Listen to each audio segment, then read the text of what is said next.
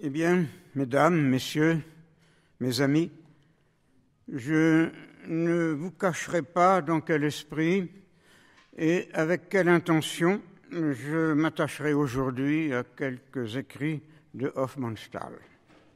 Je ne vais pas tenter de situer ces pages dans l'œuvre de ce grand écrivain, ni même le replacer dans son moment historique, car je ne suis pas un historien et le rapport des œuvres à leur société et leur temps n'est pas mon souci premier, bien que j'en ressente l'importance.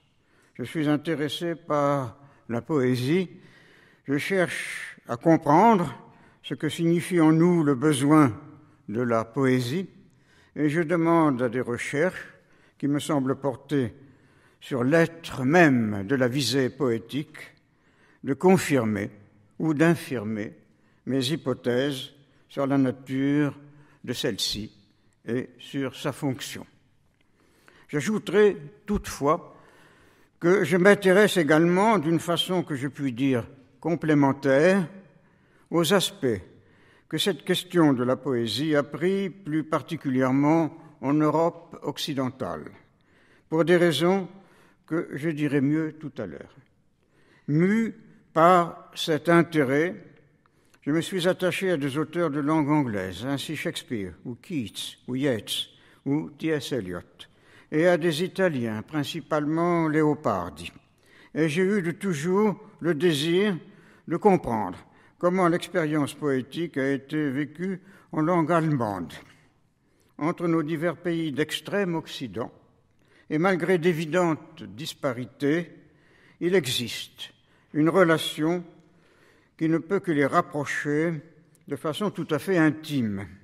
Ce sont les régions du monde où s'est développée le plus spécifiquement et intensément la pensée conceptuelle, cet héritage des Grecs et des Romains.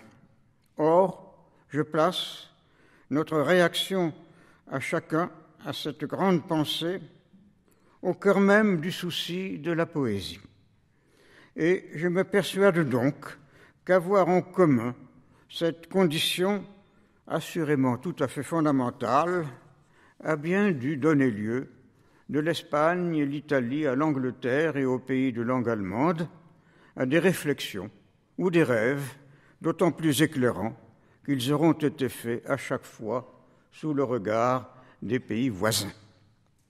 Je crois, vous le voyez, à l'unité de l'Europe. Je suis frappé de constater en nombre de ces régions la présence d'une même architecture, d'abord pré-romane et romane, après quoi ce fut l'art gothique puis le baroque qui eux aussi rassemblèrent des communautés pourtant dissemblables. Et que d'idées et d'émotions circulèrent entre l'Angleterre et l'Allemagne à l'époque romantique, ou entre Paris et Vienne à la fin des temps symbolistes. De tels échanges en matière de création artistique ne permettent-ils pas d'espérer que nous trouverons dans l'expérience de nos voisins réponse aux questions que nous nous posons sur cette compagne des arts, la poésie. C'est dans cet espoir que je vais m'attacher aujourd'hui à un auteur de langue allemande, Hofmannsthal, dont, et plus précisément à des lettres qu'il a écrites. Que signifient ces lettres du point de vue de la poésie? Qu'apportent-elles à sa conscience de soi et suggèrent-elles des voies pour son avenir? Mais pour répondre à cette question, quelques mots d'abord sur ma propre idée de la poésie. J'ai souvent déjà exposé cette conception, mais il me faut le faire une fois de plus aujourd'hui, puisque ces présupposés sont la grille à travers laquelle j'aperçois la pensée de Hofmannsthal et apprécierai ses propositions ou méditerai ses contradictions. La poésie, je crois qu'elle peut être définie d'une façon assez simple. Pour parler de quelque chose ou événement que ce soit, nous sommes évidemment obligés de prendre appui sur certains de ces aspects aux dépens des autres et de donner à chacun de ces angles d'attaque sur la réalité auparavant indivise un nom qui permettra par la suite de se souvenir d'eux pour en relever les analogies ou les différences et faire la découverte éventuellement de relations et de lois. Ce nom sera leur concept. Nous ne pouvons faire autrement qu'en passer par des concepts dès que nous voulons penser ou agir. Ils sont ce qui nous permet de voir plus loin que notre situation du moment présent, plus loin aussi bien dans l'espace que dans le temps à venir. Mais chaque création de concept, chaque élection conceptuelle d'un aspect de l'objet de notre attention demande de négliger d'autres aspects de celui-ci. Et c'est donc la substitution d'une représentation simplifiée à la pleine présence de la donnée empirique. Une figure de la chose a pris la place de la totalité infinie que celle-ci était et demeure. Et certes, cette simplification n'est qu'un premier moment du travail.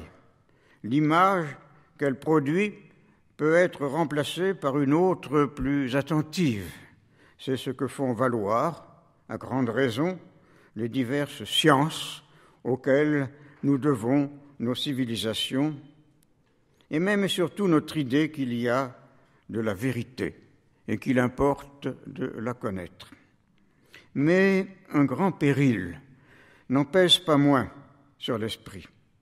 Dans cette opération, qui est une abstraction, ce qui se perd, c'est l'appréhension de ce qui, dans l'objet, est sa totalité comme telle.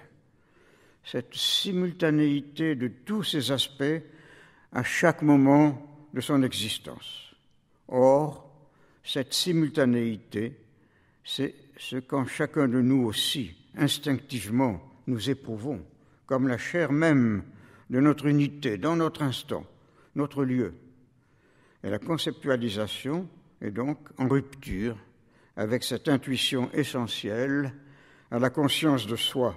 Elle nous incite à ne plus penser à notre existence comme à la finitude que celle-ci est pourtant. Autrement dit, cette sorte de pensée tend à faire de nous une chose dans un monde de choses, ce qui est évidemment désastreux dans notre rapport avec les autres personnes et fait du monde lui-même un simple réseau de figures partielles que nous ne pourrons percevoir qu'en les ressentant comme des énigmes du non-être. Et alors, nous tenterons de leur assurer davantage d'être par les voies d'une imagination qui n'ignore pas au secret de soi qu'elle n'est qu'un rêve d'où une angoisse qui, à la fois, échafaude des mythes et en ressent l'irréalité. C'est l'expérience d'Hamlet. Ce que désigne Hamlet dans le ciel, est-ce un chameau? Mais non, c'est une belette. Mais non, c'est plutôt une baleine. Nous savons que nous avons remplacé le plein d'une évidence première par seulement des nuées, que nous négligeons d'approfondir notre connaissance de la vie immédiate et de ses besoins au profit de rêveries dont beaucoup ne sont que des chimères. Et c'est précisément ce point que prend forme la sorte de mémoire et le grand projet que je nomme la poésie. La mémoire, c'est celle de ce rapport d'immédiateté à soi-même que masque et même détruit l'image de soi que donne la pensée conceptuelle. C'est, disons, la mémoire du jeu originel sous le moi construit. C'est, en d'autres mots, la conscience de soi comme finitude, dans le temps, comme il va, de la naissance à la mort, et non pas simplement sur le cadran des horloges. Et le projet, c'est de rétablir cette conscience dans la parole, lieu et moyen du rapport à soi et aux autres, en cherchant les voies dans les mots qui, par-delà les signifiés, reconduisent aux référents, c'est-à-dire aux choses et aux êtres comme ils existent, hors langage, assurément façonnés par lui, mais indépendants de lui tout de même, puisqu'ils vivent et meurent dans des situations de hasard. La poésie demande de retrouver ce surcroît des êtres sur les figures, non par des formulations, cette fois, mais par des relations entre mots qui nous présentent des lieux, des moments où nous avons été ou serons pleinement nous-mêmes. Elle tente cela, elle n'y réussit jamais tout à fait, pourtant, car nos représentations conceptualisées, ces figures que nous créons, restent dans tout ce que nous disons ou écrivons d'indispensables points de repère. Et ces restes, dans les poèmes de l'ordinaire discours, sont d'irrésistibles incitations à rêver encore. La recherche de l'immédiateté dans le rapport à soi ne fait jamais que produire de nouvelles formes de médiation.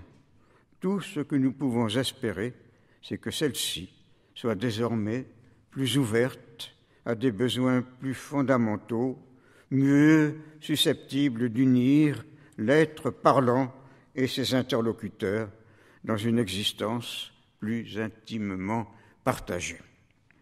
La poésie est une tâche à jamais inachevable. Des rêves continueront de s'y établir, et les illusions des siècles successifs ne cesseront pas de la détourner de son projet même, troublant sa conscience de soi, l'obligeant à des ressaisissements toujours plus difficiles, toujours partiels. Dans l'univers mis en place par la pensée conceptuelle, la poésie ne pourra aller que de crise en crise. Et cela, c'est la raison pour laquelle, si on s'intéresse à la poésie, si on veut en comprendre la nature et en préserver l'avenir, il faudra prêter une attention toute particulière au passé de nos civilisations occidentales. L'Occident, c'est en effet la région du monde où le signe alphabétique a été, sinon inventé, du moins associé de très longue date à tous les travaux de la pensée. Or, cette sorte de signe ne représente les sons que d'une façon radicalement arbitraire, ce qui prolonge ce que les mots ont déjà d'arbitraire par rapport aux données de l'apparence sensible.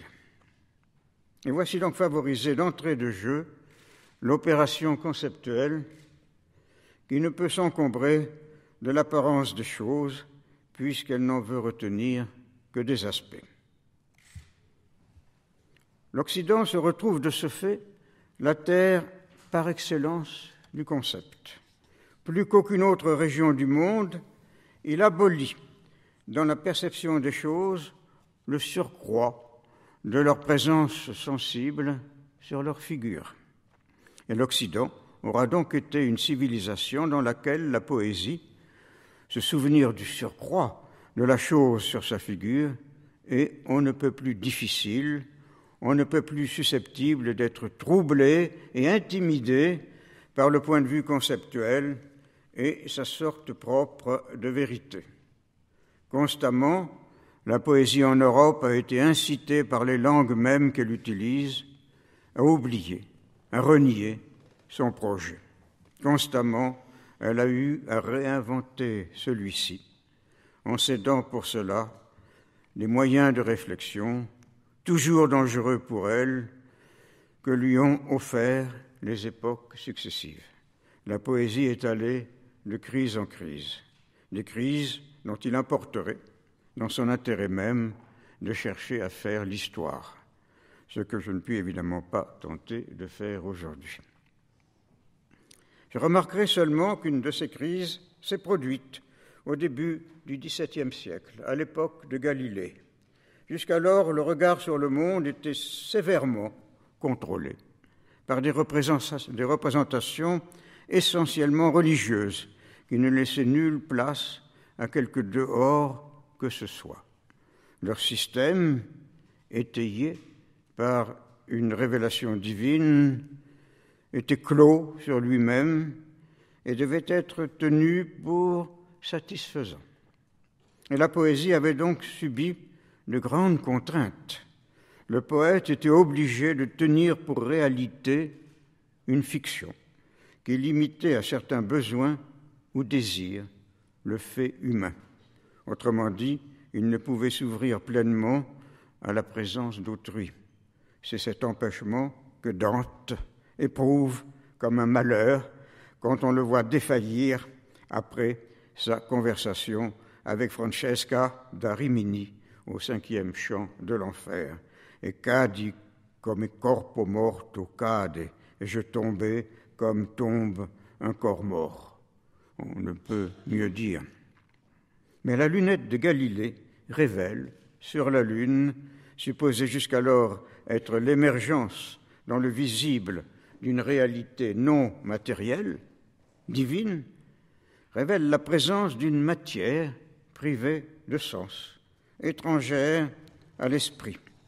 L'ordre du monde chancelle, l'idée d'un surcroît des choses sur ce qu'on croyait en savoir se répand dans la société, mais d'abord chez les poètes, et aussitôt après l'annonce galiléenne, voire même un peu avant, ce sont Shakespeare, Cervantes, Caravage. Ensuite de quoi la matière, cette inépuisable réserve de démenti aux propositions des systèmes, ne va plus cesser de multiplier ses épiphanies par-dessous les mythes restés en place, jusqu'au moment où la pensée des Lumières aura pour conséquence paradoxale de mettre en évidence, dans les ruines des rêveries anthropocentriques, le fait d'une nuit du dehors, impénétrable à toutes nos illusions. Une nuit à laquelle il faudra pourtant que la poésie apprenne à raccorder son projet de donner raison d'être à la vie sur terre. Lucidité nécessaire, autant qu'inaugurale, dont sont les grands témoins Léopardi, Alfred de Vigny, enfin Mallarmé. Et réflexion à conduire sans désormais le secours d'aucun des glorieux mensonges d'autrefois, ce qui ne peut être que difficile. Les rêveries romantiques, les dures contradictions de Baudelaire, les désillusions de Rimbaud le montreront bien. À des imaginations qui prennent spontanément les dimensions du monde, voire de l'univers, il faudra apprendre à ne se savoir que des visions toutes personnelles, même si elles semblent s'autoriser de la beauté, des proportions et des nombres, par exemple, dans un réseau de correspondance. Or, qu'il est facile pourtant de rêver Dieu, dans ces merveilleuses images si difficiles à sacrifier, c'est tout le symbolisme européen qui se met en place, cette subjectivité débridée qui se croit la découverte d'arcanes. Et la subjectivité comme telle devient pour la poésie le terrain où mener combat. Pensons à Baudelaire, postulant d'abord un monde idéal, puis se déprenant de son idée de soi comme mage, prince des nuées, aile de géant, et se délivrant de cette fausse grandeur par son attention à l'humble psychisme humain, celui qui n'a sens qu'au plan de la finitude, qu'il faut donc reconnaître comme la seule réalité. Baudelaire remplace l'absolutisation du rêve par l'observation compassionnée des nostalgies des petites vieilles, sur quoi Rimbaud entend la leçon. « Nous voici rendus au sol », écrit-il à la fin d'une saison en enfer. Et observons ceci, dont nous verrons bientôt l'importance pour Hofmannsthal, que je n'oublie pas. Au moment même et là même où Rimbaud renonce à être un mage ou un ange, apparaît dans sa poésie la chose la plus ordinaire, celle à laquelle les poétiques d'avant n'auraient pas reconnu de dignité. Le jambon tiédi du cabaret vert à 5 heures du soir, la rame des pois dans le potager, la réalité comme on la rencontre chaque jour, avec des besoins qui jusqu'alors n'avaient pas été pris au sérieux par l'ambition poétique dans son projet de changer la vie. Mais attention, ce réalisme nouveau, ce regard qui descend dans les celliers, qui va où boivent les vaches, s'accompagne, chez Rimbaud même, de ce que ce poète appelle des épouvantes. À chaque instant, la chose qui pourrait se prêter à la vie simple et en faire comprendre la valeur se referme sur sa figure extérieure, celle que le concept délimite, et elle se fait ainsi un corps étranger, une énigme qui trouble l'évidence nouvellement apparue. C'est en ce point du devenir de la poésie que je puis enfin venir à Hugo von Hofmannsthal, qui naît exactement au moment, en 1874, où Rimbaud cesse d'écrire. Prenons tout de suite mesure du texte, qui justifie l'intérêt que cet écrivain présente pour la réflexion sur la poétique, la lettre dite de Lord Chandos. Et prenons conscience de son rapport à son moment historique, qui est ce que j'évoquais à l'instant, celui des illusionnements symbolistes, mais aussi de la lucidité que leur oppose un Baudelaire ou un Rimbaud. De la lettre elle-même, ce qu'il importe de savoir, c'est que ces pages, nullement une lettre au sens ordinaire, mais un travail résolument littéraire, furent écrites et publiées en 1902, avec chez leur auteur un projet de plusieurs lettres semblables, parmi lesquelles d'autres du même Lord Chandos, au même Francis Bacon. Mais ces lettres-là ne furent jamais écrites, et c'est seulement en 1907 et 1908 que Hofmannsthal revint à la rédaction de lettres. Il y en eut alors 5, les lettres du voyageur à son retour. Les 4e et 5e lettres ayant paru toutefois à Berlin sous un titre particulier qui est d'évidente grande importance, l'expérience du regard. Que penser de ce procédé de la lettre fictive chez Hofmannsthal à ce moment de sa vie? Ce qu'il faut savoir, en tout cas, c'est que 1902 est au débouché, dans son existence, d'une longue période qu'on peut certainement qualifier de dépressive. Le montre bien cette confidence qu'il fit le 3 mai 1895 à un de ses amis, Edgar Karg. Il lui écrit ce jour-là, je le cite dans la traduction que Jean-Claude Schneider en donne, dans son excellente édition de la lettre de Lord Chandos, « J'ai été très malade, ce genre de maladie stupide, sans fièvre, mais qui vous ôte tout, toute joie de vivre et de penser, toute capacité de saisir les rapports entre les choses, tout le contenu de l'âme, et qui ne laisse qu'une réflexion continuelle, vide et stérile. » Après quoi, Hofmannsthal va révéler dans une autre lettre au même, celle-ci très longue et précise, le 18 juin, à quel point cette dépression s'apparente à ce grand refus de la clôture sur soi de la pensée conceptuelle que j'ai cru pouvoir reconnaître au seuil du projet de la poésie. Hofmannsthal dénonce en effet, dans le rapport qu'il a avec sa propre pensée, et je le cite, les milliers de concepts abstraits qui débouchent les uns dans les autres, s'interpénètrent, sont comme les alluvions qu'un grand fleuve dépose sur ses deux rives.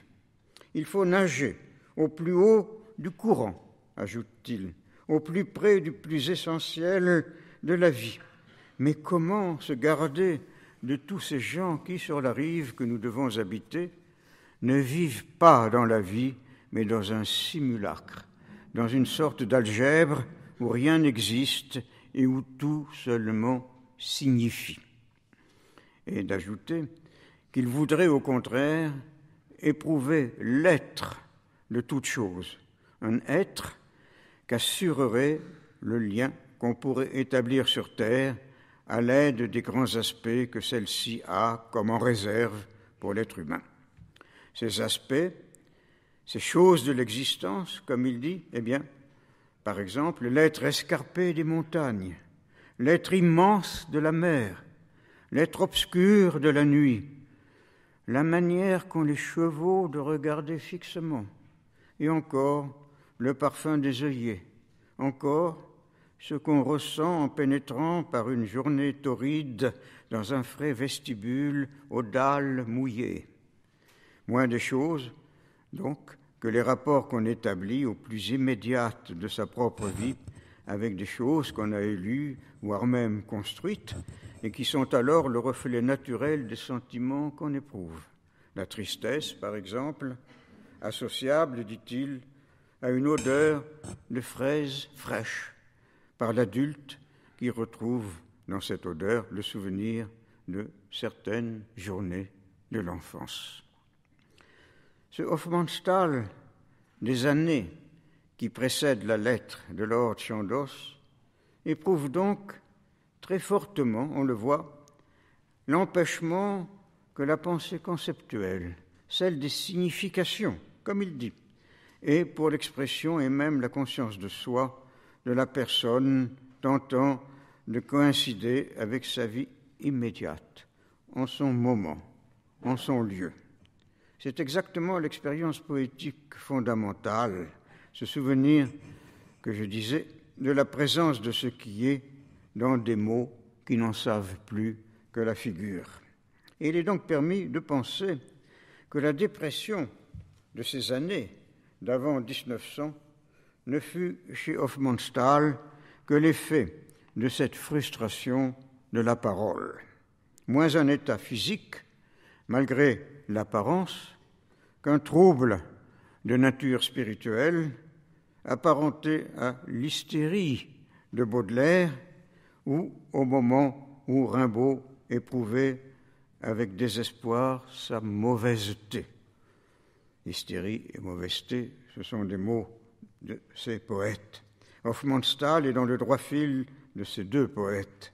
Encore faut-il que lui-même échappe en ces moments de lucidité, mais aussi de nostalgie, au piège des désirs mal compris, se muant en rêve de monde, d'essence supérieure à notre condition ordinaire, ce qui foisonne dans la poésie symboliste de son époque, depuis l'Axel de Villiers de l'Isle-Adam à Paris jusqu'à Stéphane Giorg. L'heure nouvelle est dangereuse, en effet, autant que capable de prise de conscience, enfin radicale.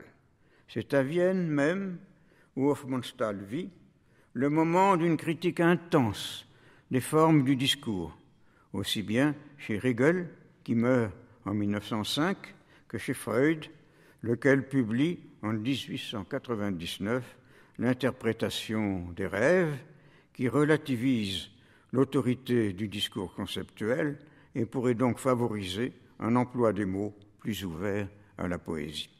Mais c'est aussi, je le disais, le moment de tous les prestiges de la poésie symboliste, cette substitution non critique de la langue propre du poète à celle qu'il faut apprendre à reconnaître, la seule vraie, dans l'ordinaire des jours. L'heure est dangereuse, et c'est sous ce signe qu'il faut aborder la lettre de Lord Chandos. Ma première remarque, c'est que c'est explicitement qu'elle s'inscrit dans ce champ d'expérience et de réflexion où Baudelaire, puis Mallarmé et Rimbaud venaient de prendre conscience de la crise fondamentale que la poésie traversait. Explicitement, oui, car pourquoi suggérer que c'est un certain Lord Chandos, un aristocrate de l'époque élisabéthaine, qui a pensé et écrit ces pages? On s'est posé beaucoup de questions sur ce choix d'un nom et d'un temps. On a pu croire un désir chez Hofmannsthal de fuir le monde contemporain, mais l'explication de Lord Chandos, c'est tout autre chose, et c'est simple. L'époque élisabéthaine, en effet, se situe précisément au début de la grande crise que j'ai placée sous le signe de Galilée, celle qui voit la science commencer de faire valoir sa sorte de vérité dans un monde encore mythologique. Et se réclamer de ce moment d'un débat porteur d'avenir, c'est donc se référer à la crise qui continue de troubler la poésie. Même, c'est le faire bien clairement, puisque le destinataire de la lettre est Francis Bacon, le philosophe, un des principaux champions d'une lecture du monde délivrée de l'a priori des mythes. Mais le choix du nom de Chandos est plus signifiant encore de ce point de vue très précis d'une réflexion sur la poésie. Car Hofmannsthal le complète par une information qui ne peut être que réfléchie et intentionnelle.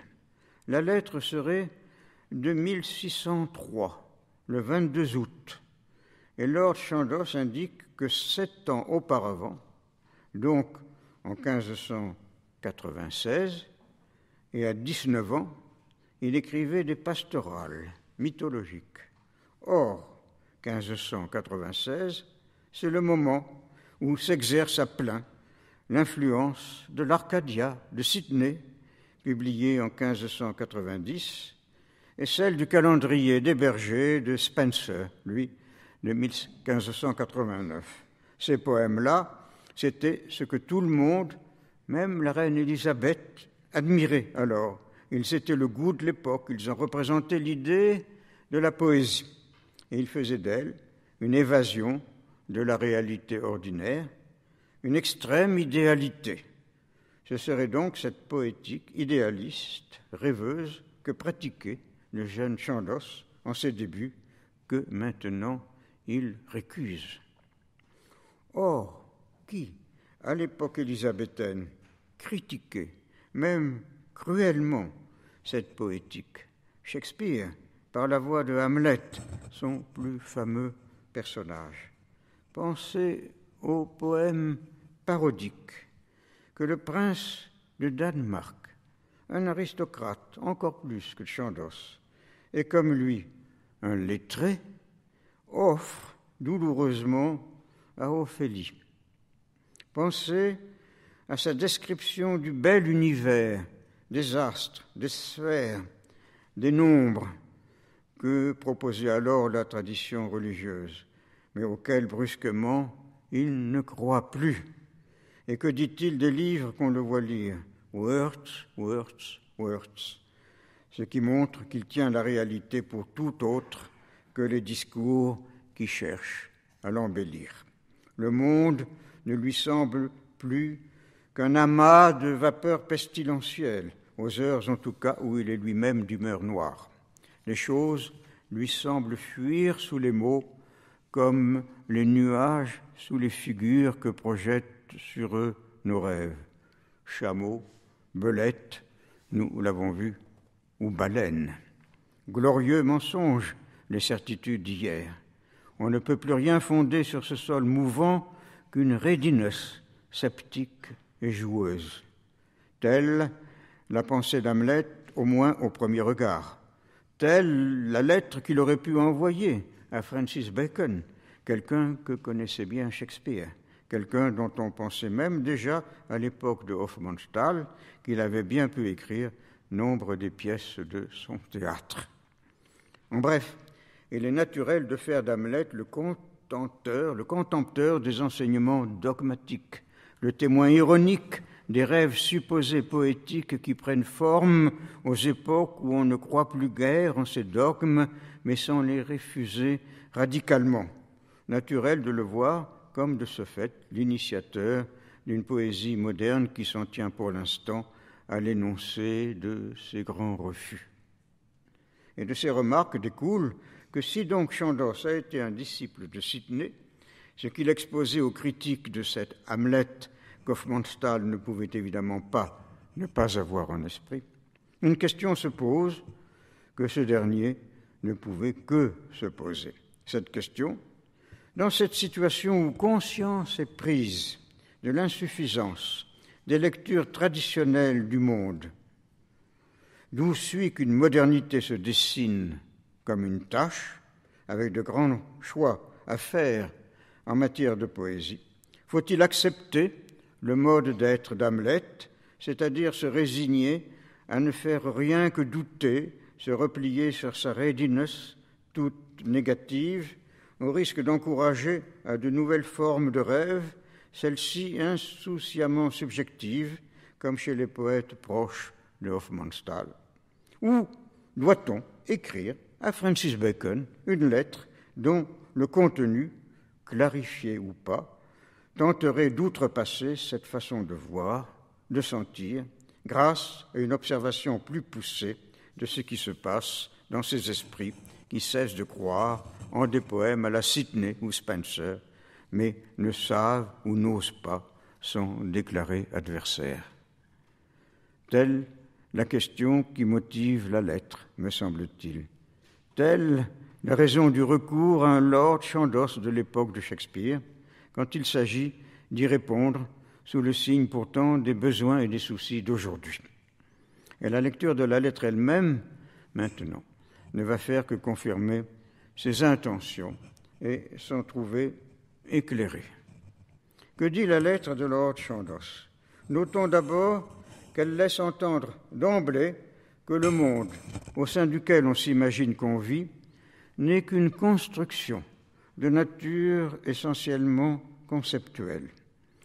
À peine annoncé à Bacon son intention de lui faire part de la maladie de son esprit, c'est-à-dire de cet abîme qui désormais le sépare des ambitions littéraires qu'il avait eues, Chandos décrit celle-ci, et on apprend que ses ambitions étaient d'accomplir un travail d'historien, de philosophe, d'analyste du fait social et de la culture, projet qui supposait tous l'existence et l'autorité d'un langage universel englobant dans son unité, sans contradiction intérieure, les univers spirituels et corporels, les façons d'être, les œuvres de l'art et les pensées.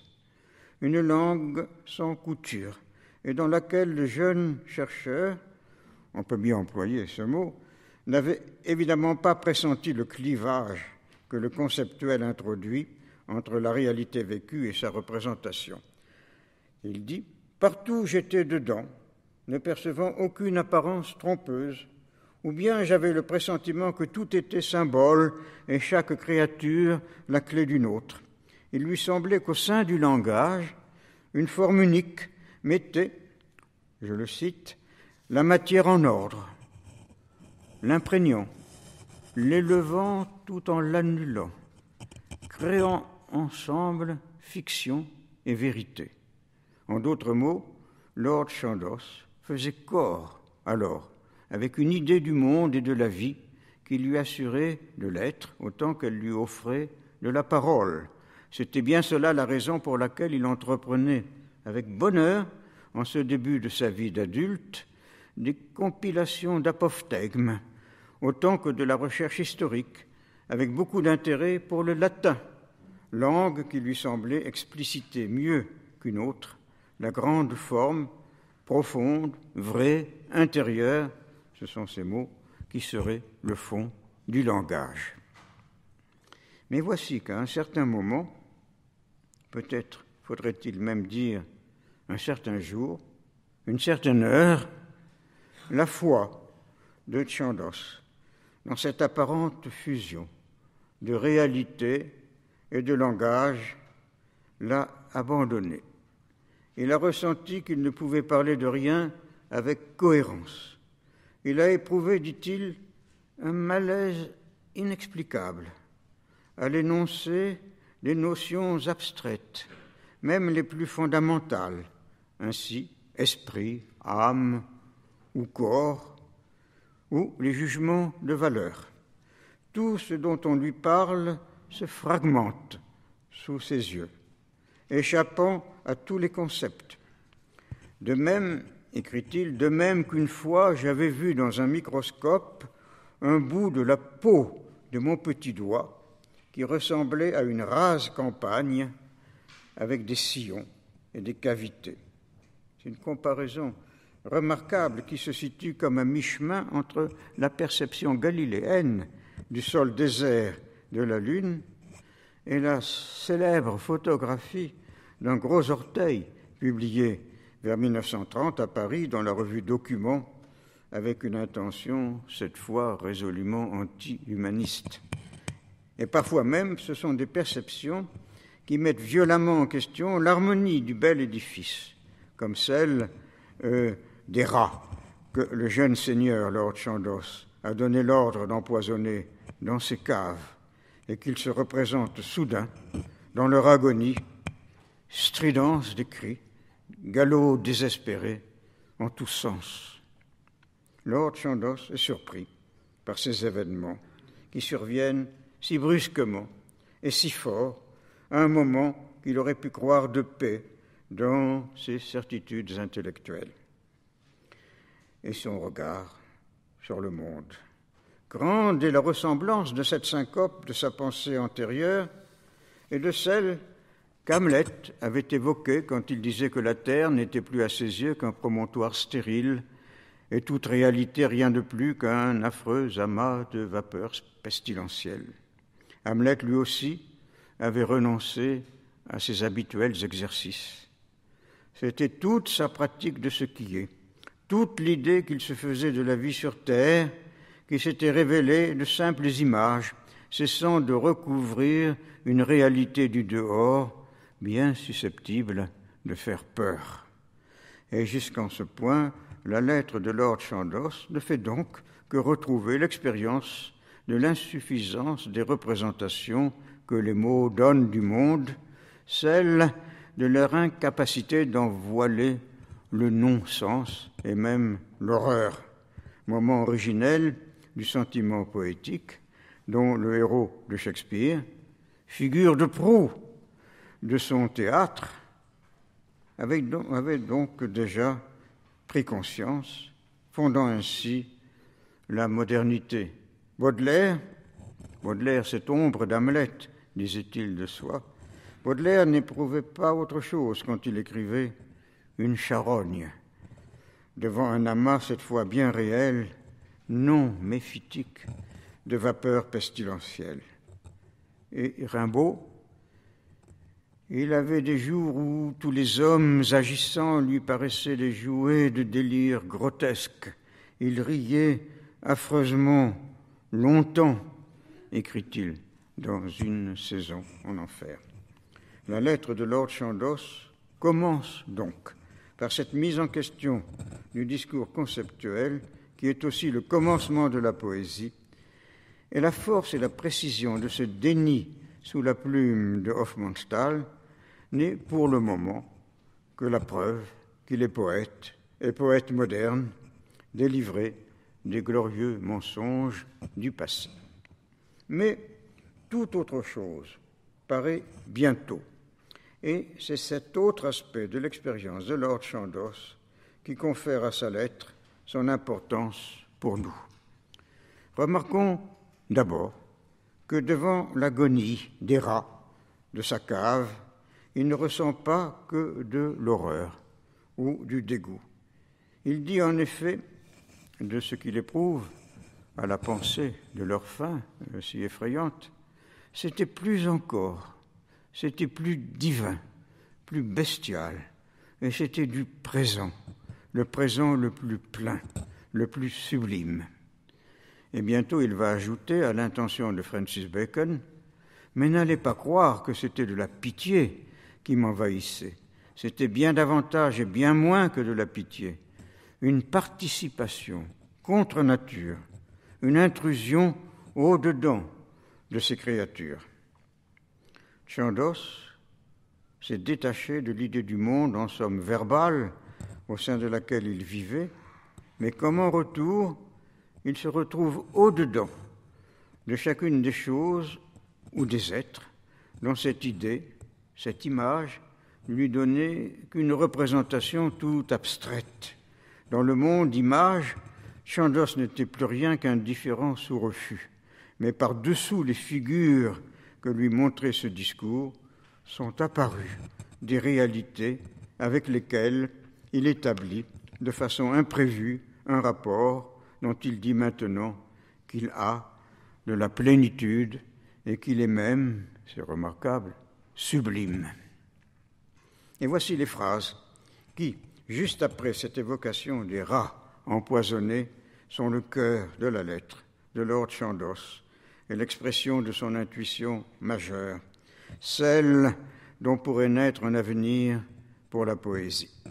Hofmannsthal écrit « Quel rapport y a-t-il en effet avec la pitié ? Quel rapport avec un enchaînement d'idées humaines, naturelles, dans cette aventure d'un autre soir ?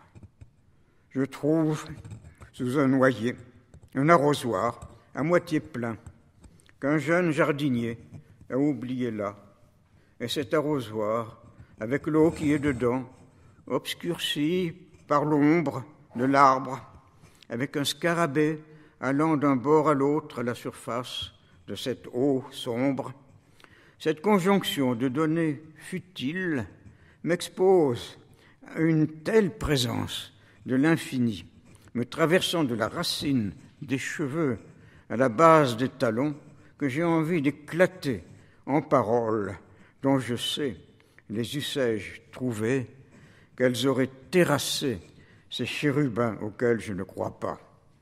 Je me détourne ensuite de ce lieu en silence, puis, des semaines plus tard, apercevant ce noyer, passe auprès de lui avec un timide regard de côté, pour ne pas effaroucher le sentiment laissé par le miracle qui souffle là, autour du tronc, ne pas chasser ces frissons autres que terrestres, pesant encore dans le voisinage de ces broussailles.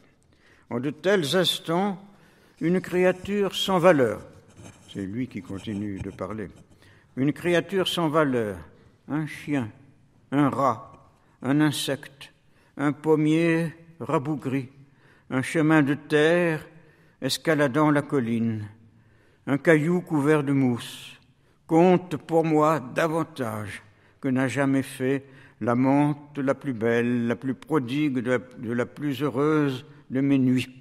Ces créatures muettes et parfois inanimées s'élancent vers moi avec un amour si entier, si présent que mon regard comblé ne peut tomber alentour sur aucune surface morte.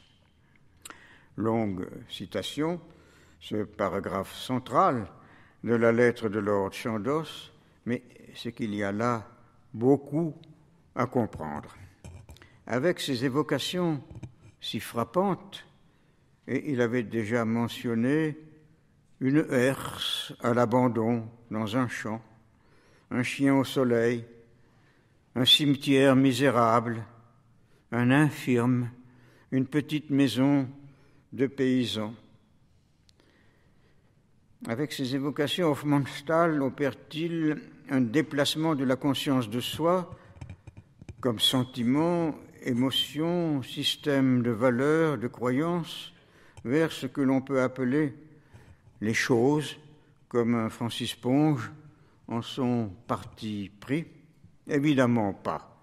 Ponge ne s'attache à un mollusque ou un cajot de légumes que pour mieux en dire sa perception dans l'espace de sa langue française, qui les astreint à ces catégories de pensée. Ces choses ne sont pour lui que les figures avec quoi se bâtit une réalité qui reste un fait de langage. La preuve en est qu'il en modifie la définition ordinaire pour jouer plaisamment avec leur seule apparence, tandis que Hofmannsthal ne regarde que pour ce qui surgit devant lui d'un au-delà de ces mots, pour des instants de rencontre qui sont évidemment sans parole. Et d'ailleurs, ce ne sont pas seulement des objets tangibles qui le retiennent, mais des aspects parfois fugitifs d'un moment vécu. Par exemple, je le cite, ce chat qui se faufile avec souplesse entre des pots de fleurs. Une précision, toutefois. Sont-ils vraiment sans mots pour les dire, ces événements de si nouvelle nature? Non, pas vraiment. Cet arrosoir, par exemple, cet arrosoir soudain vu comme jamais il ne l'avait été jusqu'alors, en tout cas par Chandos, reste ce que celui-ci peut identifier comme un arrosoir et songer à utiliser. Il ne s'est pas dissipé dans l'immédiateté sans structure qui est le dehors du langage. Il n'appelle pas à la grande nuit à quoi la pensée mystique aspire. Ce qui s'est produit quand il a été vu auprès du noyer, à demi plein d'eau, c'est que la figure rien que partielle que les mots projettent sur lui a été comme transie, tétanisée par le sentiment de sa présence en cet instant en son lieu, présence de tout ce qu'il est, se donnant d'un coup avec ce qu'a d'infini toute existence, un infini sur lequel aucune formulation nécessairement conceptualisée ne peut imaginer d'avoir prise.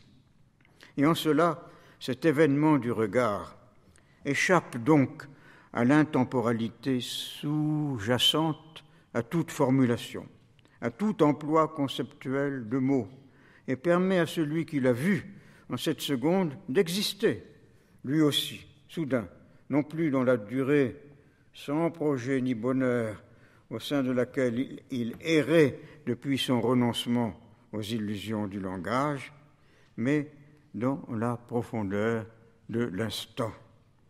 Relisons l'énumération que fait Lord Chandos de ce qui retient son attention dans ce moment de sa vie.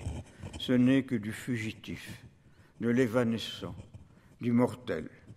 Cet arrosoir, tout d'abord, on ne sait s'il est déjà rouillé, usé, mais il contient de l'eau, il a été posé près de l'arbre, on sent bien qu'il sert et qu'on va donc le jeter un jour, c'est du périssable.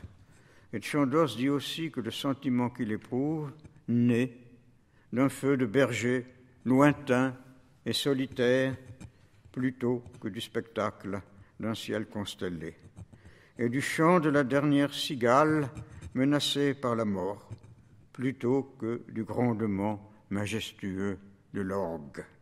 Après quoi, dans un grand mouvement de sympathie, il se souvient d'un sénateur romain qui s'était attaché de façon tout à fait déraisonnable à une murène de son bassin, un poisson terne, muet, aux yeux rouges, qui n'avait d'autre prestige que de manifester à ses yeux, à lui, l'absolu de l'exister fugitif. Ce que Chandos rencontre, ce sont, disons cela d'un mot, des présences, des choses, de brefs aspects de son exister quotidien, mais se dressant devant lui comme des présences. Et constatons maintenant, c'est évidemment l'essentiel, que sa réponse instinctive à ces instants de présence est, ce sont là ces mots mêmes, un indicible sentiment de félicité. Ce feu d'un berger lointain, ce chant d'une dernière cigale, même ces rats mourant dans la cave, ce sont des occasions de félicité. Pourquoi ? Parce que la fugacité de ce qu'il perçoit, c'est pour celui qui perçoit la conscience prise soudain de sa propre fugacité. Et parce que celle-ci, loin d'être vécue comme un manque, lui restitue sa place dans l'unité d'un monde à l'infini composé de présences toutes semblables dont le discours conceptuel l'avait séparé. Du point de vue des concepts qui sont intemporels par nature, le temps est un non-être dont nous sommes les victimes. Et nous avons à comprendre que notre existence n'est que néant. Mais être une part du tout, voilà qui redonne réalité à ce chandos qui fait corps avec le feu du berger, avec la cigale mourante. Il accède à de l'absolu dans ces instants qui en sont comme éternels. Et c'est bien de quoi assurer à qui avait cessé de croire aux promesses du dire ancien, je le cite, un ravissement énigmatique, silencieux, sans limite. Chandos a découvert, il éprouve, disons cela d'un mot, la positivité de la finitude. Il écrit « Je peux tout ouvrir ». Il parle d'une harmonie qui nous traversait, le monde entier et moi. Il annonce un rapport nouveau, mystérieux avec l'existence. Et c'est bien en effet d'un regard neuf qu'il s'agit, regard clarifié par la dissipation, dans le rapport à la chose, non tant des mots que des emplois qu'en faisait le rêve. L'intuition de Lord Chandos est la même, je l'ai déjà rappelé tout à l'heure, que celle de Rimbaud, découvrant au jardin la rame des pois, au cellier le lait ou le cidre. Mais chez Rimbaud, l'orage changeait le ciel jusqu'au soir, la présence de ce qui est restée troublée par ses rêveries porteuses des illusions du langage, alors qu'avec Hofmannsthal, il semble que prenne forme un réalisme profond, lavé de tout invisible, la fin de l'âge mythologique. Il semble, on peut le croire en tout cas, puisque Chandos écrit à Francis Bacon, ce sont là les derniers mots de son témoignage, il y a dans tout cela une espèce de pensée fiévreuse, mais une pensée qui se sert de matériaux plus immédiates, plus fluides, plus ardents que les mots. Ce sont également des vertiges, mais de ceux qui ne semblent pas, comme les vertiges du langage, conduire dans l'immensité sans fond, mais pour ainsi dire, en moi-même et au sein le plus profond de la paix. Il a atteint en lui une paix.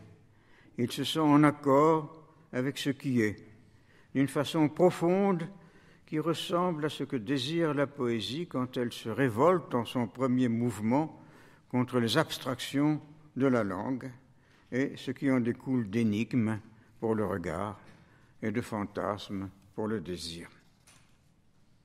Mais juste après cette ultime constatation, Chandos ajoute qu'étant donné la perspective qui s'ouvre, eh bien, il n'écrira plus. À Bacon, qui lui demandait courtoisement la promesse d'un nouveau livre, lequel pâlirait près de lui l'absence de son auteur, il répond, ce sont cette fois les tout derniers mots de la lettre, qu'il n'écrira désormais plus rien, puisque la seule langue qui vaille, celle dans laquelle les choses muettes me parlent et dans laquelle je me justifierai un jour dans ma tombe devant un juge inconnu, n'est ni la latine ni l'anglaise, non plus que l'italienne ou l'espagnole, mais une langue dont pas un seul mot ne m'est connu. Chandos se propose d'être, non pas vraiment silencieux, il va continuer de vaquer à son existence parmi les siens, il va aménager son domaine, mais attentif à ne pas confondre cette parole du quotidien avec quoi que ce soit d'une intuition perçue par lui comme transverbale. Il en a décidé ainsi, et cela posait implicitement une question qui me paraît de grande importance et que je vais tenter de formuler pour finir. Hofmannsthal a-t-il décrit correctement la sorte d'être au monde dont le regret est la cause de la sensibilité poétique et le rétablissement, le projet que les poètes se donnent? Assurément. Mais que va devenir la poésie dans la société si celui qui accède à ce qu'elle veut se retire de la parole?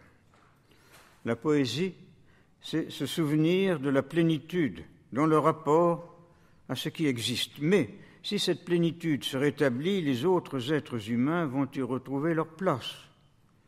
Et celui qui en aura fait l'expérience ne pourra que se retourner vers eux, avec nécessairement beaucoup à leur dire, à ce niveau d'un échange enfin essentiel. La poésie ne peut se refermer sur une expérience privée. Elle a vocation d'être une parole. Et la lettre de Lord Chandos est donc matière à débat.